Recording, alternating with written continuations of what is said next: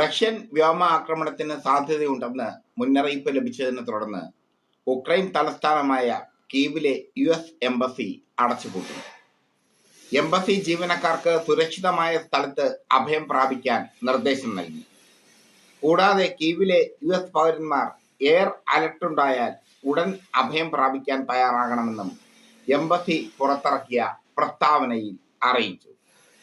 Russian വ്യോമ ആക്രമണങ്ങൾ ഉക്രൈനിൽ സാധാരണ സംഭവമായി മാറിയിട്ടുണ്ടെങ്കിലും ഇപ്പോഴുള്ള മുന്നറിയിപ്പ് അസാധാരണമാണ്. റഷ്യയിലേക്ക് അമേരിക്കൻ ആയുധം പതിച്ചിരിക്കുന്നു.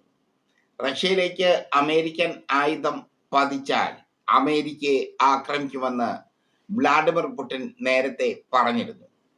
അതിനെ തൃണവൽക്കരിച്ചുകൊണ്ടാണ് അമേരിക്കൻ ആയുധം റഷ്യയിൽ പതിച്ചത്. ഇതേ തുടർന്ന് തിരിച്ചടിക്ക് റഷ്യ ഒരുങ്ങുകയാണ്.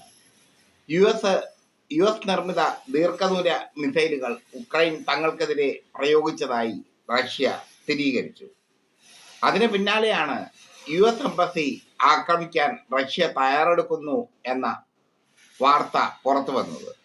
ഇതേ തുടർന്നാണ് യു എസ് എംബസി അടച്ചുപൂട്ടിയത്. U S government U S embassy അടച്ചുപൂട്ടാൻ അവർ നിർബന്ധിതരായിരിക്കുന്നു. പാശ്ചാത്യ രാജ്യങ്ങൾ ഉക്രൈനെ റഷ്യ ആക്രമിക്കാൻ അനുവദിക്കുകയാണെങ്കിൽ അതിൻ്റെ അർത്ഥം, പാശ്ചാത്യ രാജ്യങ്ങൾ എന്ന് വെച്ചാൽ അമേരിക്ക അടക്കമുള്ള പാശ്ചാത്യ രാജ്യങ്ങൾ ഉക്രൈനെ റഷ്യ ആക്രമിക്കാൻ അനുവദിക്കുകയാണെങ്കിൽ അതിൻ്റെ അർത്ഥം നാറ്റോയും റഷ്യയും തമ്മിലുള്ള യുദ്ധമായി പ്രഖ്യാപിക്കുമെന്ന് റഷ്യ പറഞ്ഞിരുന്നു. അതിന് പിന്നാലെയാണ് ഉക്രൈൻ അമേരിക്കൻ നിർമ്മിത ആയുധങ്ങൾ ഉപയോഗിച്ച് റഷ്യയിൽ ആക്രമണം നടത്തിയത്. ഇതോടുകൂടി കലിപൂണ്ട് റഷ്യ നിൽക്കുകയാണ്. റഷ്യ ഉക്രൈനെ തകർക്കാനുള്ള ശ്രമത്തിലാണ്. റഷ്യയുടെ തകർക്കാനുള്ള ശ്രമം അമേരിക്കയും തിരിച്ചറിഞ്ഞിട്ടുണ്ട്. കലിപൂണ്ട് റഷ്യ ഇറങ്ങിക്കഴിഞ്ഞാൽ ഉക്രൈൻ ഒറ്റ ദിവസത്തിനുള്ളിൽ കീഴടക്കാൻ അവർക്കാകും.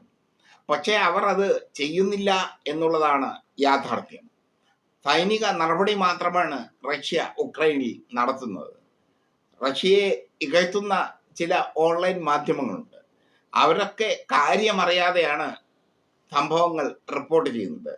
റഷ്യ ഉക്രൈന് നേരെ യഥാർത്ഥത്തിൽ ഒരു യുദ്ധത്തിന് ഇറങ്ങിയിട്ടില്ല. വാഗ്നർ സേനയും ചെച്നിയൻ സേനയും ഇപ്പോൾ ഉത്തര കൊറിയൻ സേനയും ഒക്കെയാണ് യുദ്ധത്തിന് ഇറങ്ങിയിരിക്കുന്നത്. എന്തായാലും റഷ്യയിൽ പതിക്കുന്ന ഏത് രാജ്യത്തിൻ്റെ ആയുധമാണോ ആ രാജ്യത്തിന് നേരെ റഷ്യ യുദ്ധം പ്രഖ്യാപിക്കുമെന്നും ആ രാജ്യത്തെ റഷ്യ ആക്രമിക്കുമെന്നും ഒക്കെ വ്ളാഡിമിർ പുടിൻ പറഞ്ഞിരുന്നു. മാത്രമല്ല, ആണവായുധം ഉപയോഗിക്കുന്നതിനുള്ള കരാർ വ്യവസ്ഥകൾ മാറ്റി എഴുതി വ്ളാഡിമിർ പുടിൻ. അദ്ദേഹം പറയുന്നത് ഏത് നിമിഷവും ആണവായുധം ഉപയോഗിക്കാൻ ഞങ്ങൾ ബാധ്യസ്ഥരാണ് എന്നതാണ്. അതിനിടയിലാണ് ഈ അബദ്ധം ഉക്രൈൻ കാണിച്ചിരിക്കുന്നത്. അവർ റഷ്യയിലേക്ക് അമേരിക്കൻ നിർമ്മിത മിസൈലുകൾ അയച്ചു. ആ മിസൈലുകൾ റഷ്യൻ മണ്ണിൽ പതിച്ചു.